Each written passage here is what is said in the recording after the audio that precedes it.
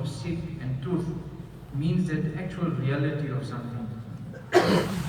So this is such a stage that a person reaches even in terms of piety. That you see a person who can make salah, he can read everything else, can do everything else. But there's one level that is just below the Anbiya. Where is the proof for this? Allah subhanahu wa ta'ala mentions in the Quran that أُولَٰئِكَ الَّذِينَ أَنْعَمَ اللَّهُ عَلَيْهِمْ مِنَ النَّبِيِّينَ وَالصِّدِّيقِينَ وَالشُّهَدَاءِ وَالصَّالِحِينَ. The pious category only comes number 4. One above that is the shuhada and the martyrs. But just one stage below the Anbiya alayhi salam is that of being siddiqeen, being truthful. But what does the word siddiqeen mean? What does it refer to? We find that Rasulullah sallallahu alayhi wa sallam was the greatest of prophets. But the person unanimous, and this is our belief, that after all the Anbiya alayhi salam, the person who is the most pious is none other than Hazrat Abu Bakr radiallahu ta'ala, because he was given this title as Abu Bakr as-Siddiq. And you all know that. So this is the level that a person can attain through good character and good akhlaq. And this is the pivotal and the most important from these 10 traits, is that being truthful.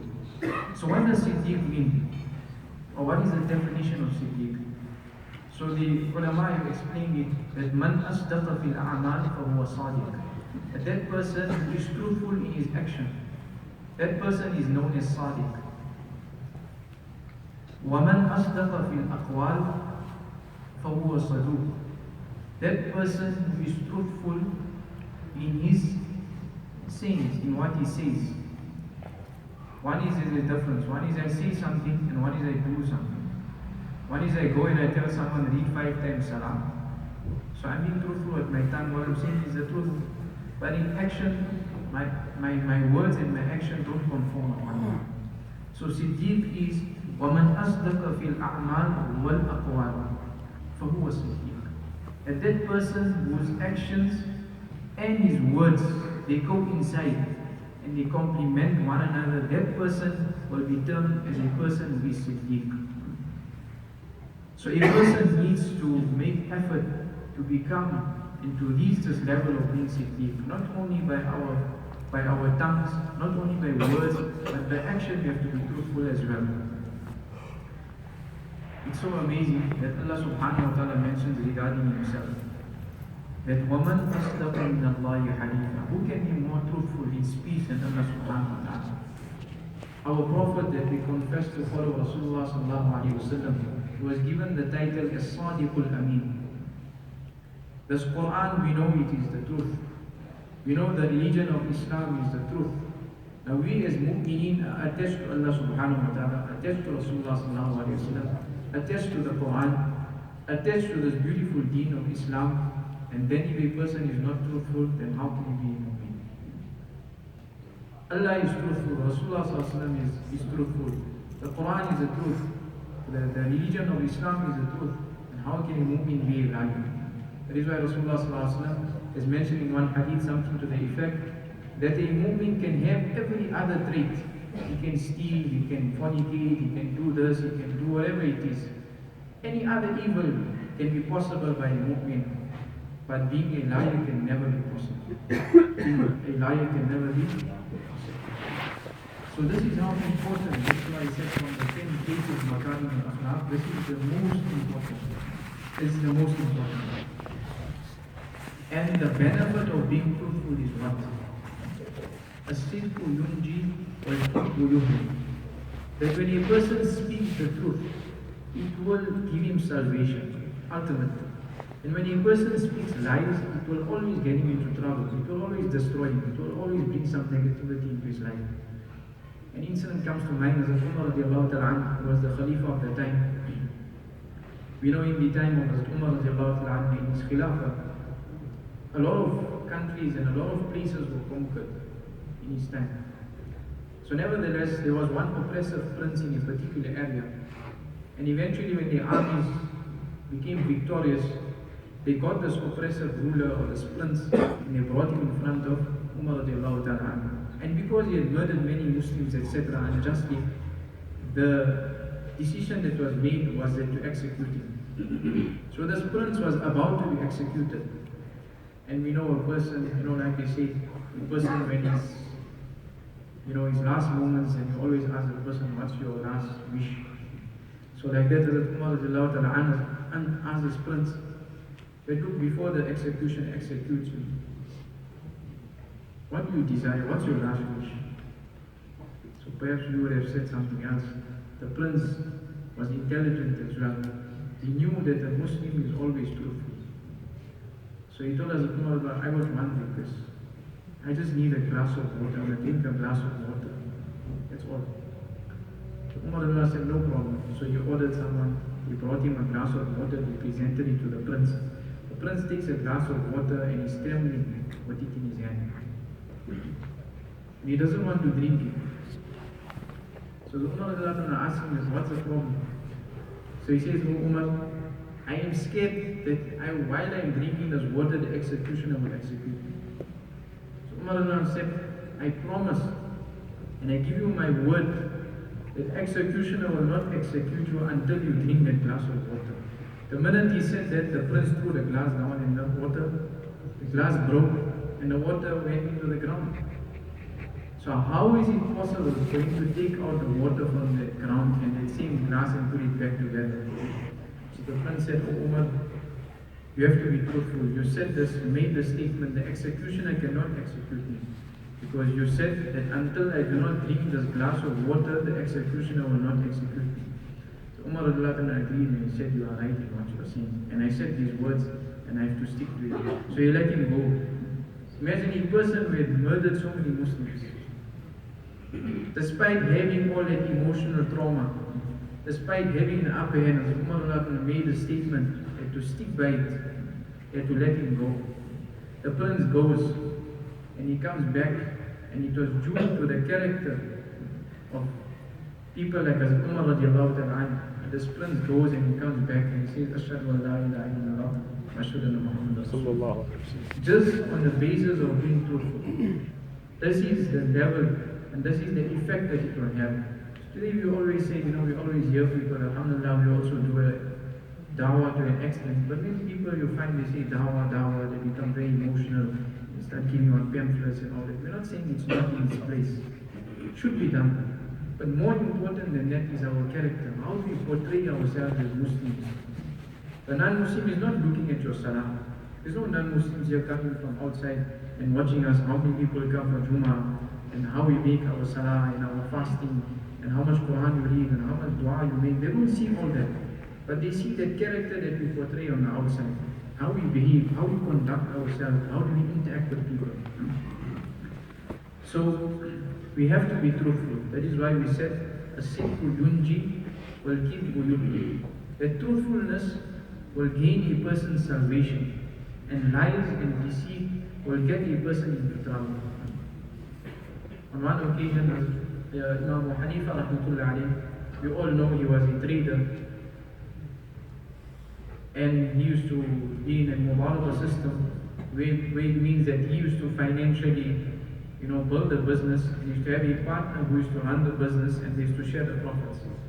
So anyways, he was a silk merchant. He used to sell cloth, etc. So there was a particular cloth which he had bought, and it had some defects in it. So he told his partner that, look, whoever you sell this piece of cloth to, please inform them of this defect before you sell the item. That means speak the truth. Don't deceive the person. So nevertheless, by the end of the day, like everybody else in business, someone is running for you, want to know how much profit you made. So at the end of the day, Imam Hanifa rahmatullah alayhi comes at the end of the day to take account, and he sees that that piece of cloth that had defect in it, had spots, etc., was sold. So he asked his partner, who did you sell it to? Did you inform him of the defects? He said, Inna lillahi wa inna ilayhi raji'un. I forgot to inform him. So he asked his partner that, can you describe this person to me, what kind of a person he was. He gave him the description, etc. And he said, I sold it to him a few minutes ago. So Hanifa rahmatullah ran with the money that that person has left. And not in our times, you have the same currency, etc. Those were coins in that time. So it was kept, that money was there. So he took that same person's coins and he started looking for this person. Eventually he found this person at a nearby well. When he found this person, Imam Hanifa rahmatullah, he told him that, look, Maaf, my brother, we sold you a cloth, my partner sold it to you, it had a defect in it. He wasn't truthful enough, he forgot to tell you that there's a defect in this cloth. So here's your money, take it back, and if you so want, you can keep the cloth or you can return the cloth back to him. So this person takes the money and he throws it all in the well. He throws all of that money into the well. So Hanifa is astonished. So what is wrong with you? This person says, you see, now that you have been truthful, now I will also be truthful. This money that I gave you was counterfeit and fake money. And he took out real money and he paid him with real money. He said, here's the money for that cloth. This is the advantage of being truthful even in your business dealings. Now how many times you will find this? That just to sell an item, a person will lie. But the result of that lie, you will not experience it and you will not feel it at that moment. At that moment you might sell that item, you might make a profit. But wallah, by the custom of Allah subhanahu wa ta'ala, you will never enjoy barakah in that profit. At the end of the month comes just as much, like they say, as quick as it comes, it goes just as quickly as well. So if a person lies, there'll be no barakah in that wealth, no barakah in that business of his. But if that person is truthful, even if the profit margin is very little, but Allah subhanahu wa ta'ala will place immense barakah in that wealth. So a person always needs to make an effort that how a person can always be truthful. Not only, like we said, that person who wants to achieve this level of being called Siddiq. Remember, it's not a title that people are going to give you, it's a title given by Allah subhanahu wa ta'ala. This title of being Siddiq will only be attained if a person is truthful by speech and by action. This is not an easy thing. This is something a person has to work on. A lot of effort has to be made.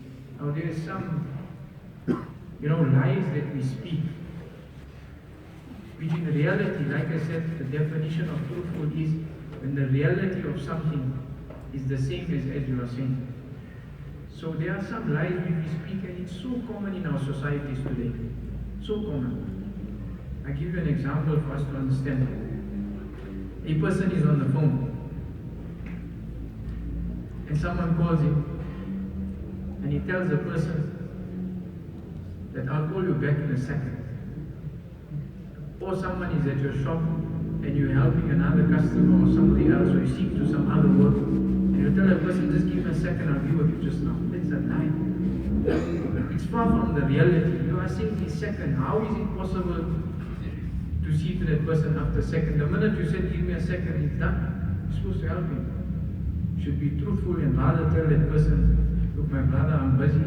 Can you please give me 2 minutes, 3 minutes, I'll be with you just now. But these are such things because by our tongue we are not truthful. How can we ever be truthful at our action?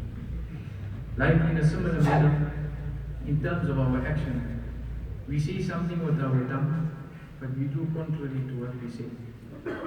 For example, every day in Salah. There's an unfortunate thing. We just read Salah for the last 20 years, 30 years, 40 years, 50 years of our life. We are reading Salah, we don't even know what Surah Fatiha, what we are saying in Surah Fatiha. But everybody reads Surah Fatiha. Whether it's the Imam, people behind, whoever, reading individually, collectively. Surah Fatiha is being read in every Salah. But we say, Iyaka na'budu wa iyaka nasta'in. This is something that we say with the tongue. That Allah, we only worship you and we only seek assistance from you. But not each one of us introspecting ourselves. That instead we are liars, we don't speak the truth. We are telling Allah we worship you, but we don't worship Allah. We worship our nafs, we worship our whims, we worship our desires. So most definitely we cannot, what we are saying and what we are doing doesn't conform. So we can never be truthful. We can never say that we are Siddiq. Where a person has to stop worshipping his nafs and his desire. Like the Quran says, أَفَرَأَيْتَ مَنِ اتَّخَذَ إِلَهًا هَوَاهُ. Have you not seen that person who has made his ilah and his deity, his nafs and his desires? That every day, so many things. You will walk now outside, out of the masjid, you will go on the street, you will see a billboard. Your desire tells you, look at that picture, look at that woman. That's a desire that's within you. But if you worship Allah subhanahu wa ta'ala and not your nafs, you will understand that my Allah is watching me, I cannot do it. Anything which is haram, a person will abstain. So a person has to become truthful by word and by action. We know Eid-ul-Adha is around the corner, and perhaps tonight we will see the moon. Inshallah, the first 10 days of the Hijjah will start. Nevertheless, Ibrahim alayhi salam, he was a great prophet, and he also showed us this aspect of being Siddiq. The ulama have written that when Namrud placed him into the fire, and when Ibrahim alayhi salam was saved by Allah subhanahu wa ta'ala, and he was brought out of that fire after 40 days. When he came out of that fire, out of love and out of gratitude to Allah subhanahu wa ta'ala for removing him and for making that fire cool, Ibrahim alayhi salam sacrificed 1,000, not one, not two, not three, 1,000 rams, 300 oxen, and 100 camels to show gratitude to Allah subhanahu wa ta'ala for looking after him in that fire. And someone, like perhaps it was someone like me, they came and went to Ibrahim alayhi salam and said, MashaAllah, what a good action you've done. So Ibrahim alayhi salam said, I have done nothing. In essence, Allah subhanahu wa ta'ala owns me and owns everything that I have and everything that I have done. So Ibrahim alayhi salam then said, he said something with his tongue. He said, even if I had a son, I would have sacrificed him for Allah. So when Allah heard this from the Mubarak tongue of Ibrahim alayhi salam, Allah didn't just let it go by. 13 years later from the day he made the statement, 13 years later, Allah gave him his son by the name of Ismail. And then Allah told him that statement that you made, now let me see how truthful you are. Sacrifice your son. And Ibrahim alayhi salam stood up, and he was true to his word, and he was prepared to sacrifice his son for the sake of Allah.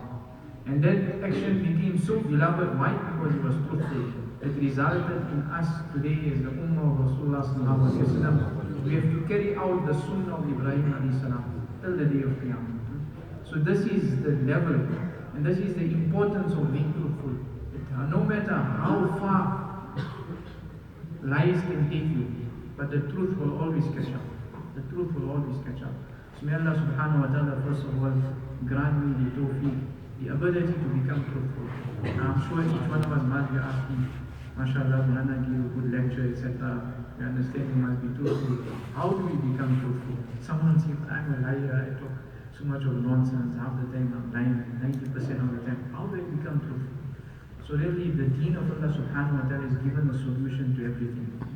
So the solution is, like Allah subhanahu wa ta'ala mentioned in the Quran, that Ya ayyuhalladhina amanu taqullaha wa kunu ma'as sadiqin. You don't have to do anything. Very, very simple. Deen is so simple. We make it difficult. All the Quran says that you must just stay in the company of those people that are truthful, and you will become truthful. So simple. What is the solution? Look for those people that are truthful by tongue and by action. If you find such people, stay in their company. Spend as much time as you can with them. Just like the fridge. If you take a hot glass of water and you place it in the company of the fridge, the glass of water does nothing. But because the fridge, the environment in the fridge is cold, it eventually makes that water cool. Then a person drinks it, enjoys it. Similarly like that there, because we don't have the enjoyment of ibadah, because why we live a life of sin. So when we stay in the company of those people that are pious, those people that are truthful, then eventually we will gradually also become truthful. We will also start enjoying ibadah, we will also start finding enjoyment in everything that we do with regards to Sharia. So we make dua to Allah subhanahu wa ta'ala, first of all to be truthful, to make each one of us truthful, not only by words, but in action also. وآخر دعوانا الحمد لله رب العالمين.